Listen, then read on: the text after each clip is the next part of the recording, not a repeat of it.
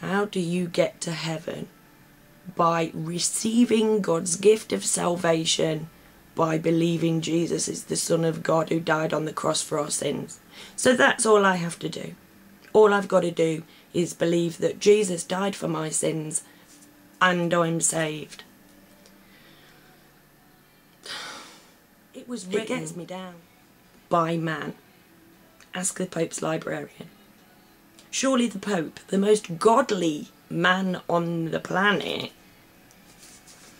he of the golden shoes, surely, if it's coming from the Pope, then it should be something pretty godly, yeah? And if they think it's the words of man and not the words of God, why is the rest of the world, why is it pumped into our heads that it is the words of God and that it's all there is? And if it is, why do we believe that? Because half of it isn't there. Half of it none of us will ever be able to see. And that is the bit that teaches us that we're part of a collective energy, that, you know, to shut your eyes and find God. Look at praying. You've got praying. Some people pray, right? Some people meditate. Some people wish on a star.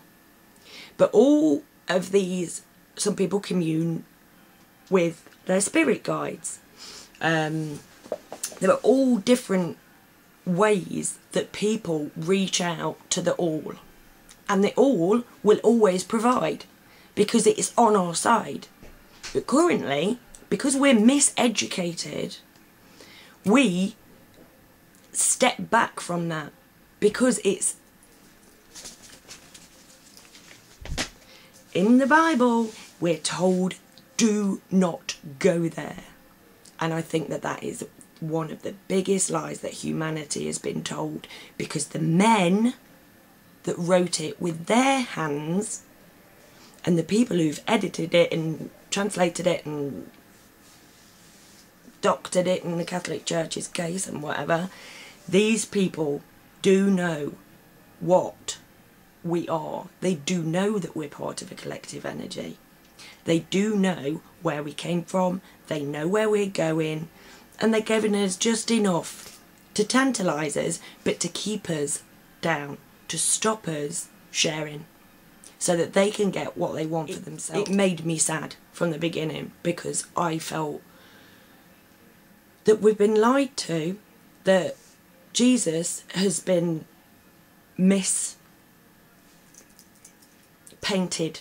if you like, that it has been made about his death and not about what he was trying to teach us. Because if we were really saved because of Jesus, we'd have learnt this simple lesson of you cannot love God and you cannot serve God and mammon, personal wealth, the pursuit of personal wealth.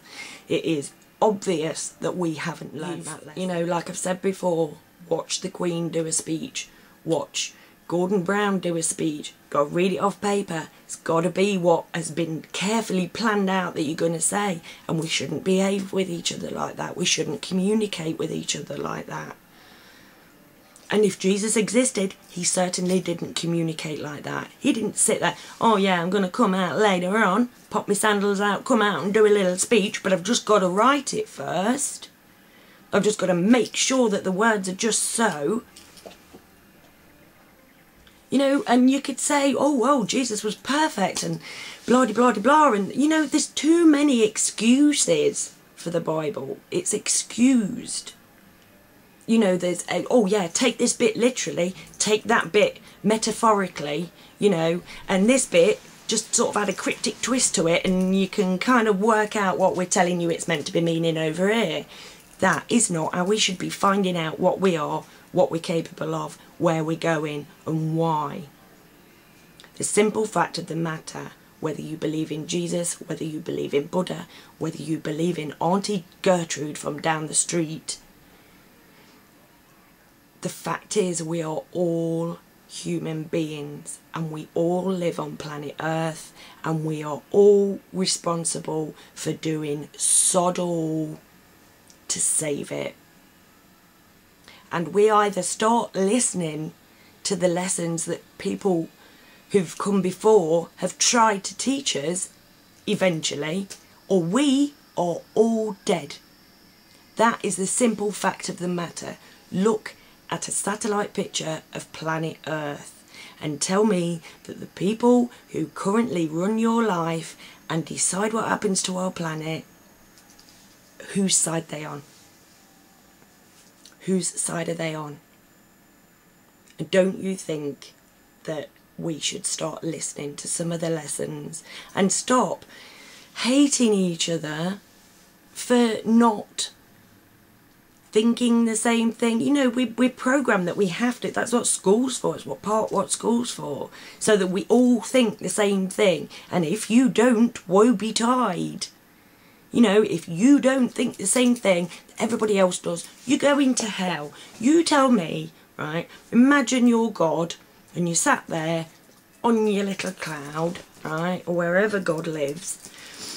You sat there and it's like, these people are doing it. Rob, right? I'll send him my son down, right? And if he gets nailed up to a cross, they won't have to do anything anymore because they'll all be saved. And, you know, since Jesus died, you know, I'm not talking about before Jesus. I don't care about the chronology of the Bible. I don't care about who begat who. The simple fact of the matter is that Jesus taught us lessons that are readable in the Bible that we do not do. We do not live our life by his teachings. And we do not live our lives in a godly way. Because we are all programmed, we have to serve Mammon. Because Mammon is put there, it is our whole structure of living. It's what we do. We are born in debt to some people with a room full of gold. We spend our whole lives, and the thing is, right, I consider myself lucky because I've got MS. I've been in a situation for the past few years where I barely ever leave my house. This is what I do 24/7. I try and work this stuff out, trying to find sensible ways to explain it to everybody else, because and the further it goes, the more it is obvious, slap you in the face, we're being shafted. You know, these people have a room full of gold and they make numbers up which we all have to live by, and we trot along merrily doing that forever without questioning, because it's built in us to not question. This is the only thing that can ever be done. It's a lie. It's not the way it was meant to be done. And it's what Jesus came to try and teach us. I'm sorry, I keep bloody quoting Jesus all over the show, and then I say I don't believe. I don't disbelieve in Jesus. I don't believe in Jesus, I don't disbelieve in Jesus. I believe in the loving messages that whoever wrote down Jesus' words is trying to convey. And I think that's what gets people into to wanting the Bible. You know, because everybody feels that inside them. Everybody feels the love. Everybody knows that there's something that's there. You know, we all feel the tug of connection to the all. And the Bible gives us something to believe in that we're feeling inside us anyway, because it is the truth.